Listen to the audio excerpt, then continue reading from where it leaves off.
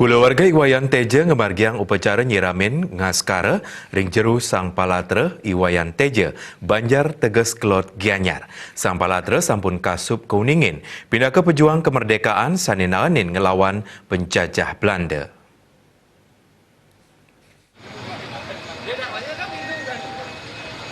Pemargian upacara keduluran untuk ngemargiang nyiramin sani kesarangin oleh samian keluarga Taler Kerama.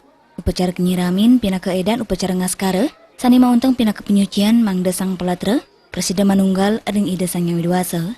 Sang Palatra Iwayan Teja sampun kasup kuningin pindah ke pahlawan perjuangan kemerdekaan sani nanganin ngelawan penjajah Belanda.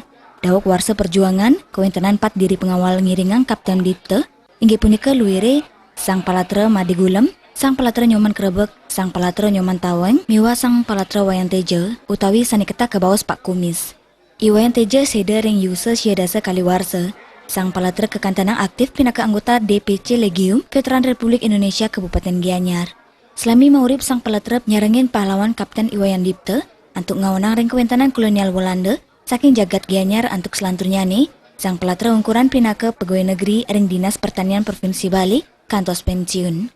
Okan Sang Palatra sani kaping 6 maosang dawak mayusa tigang benang warsa. Sang Palatra sampun ngawit kani penyungkan kantos seda ring tanggal 3 Oktober kali 2019.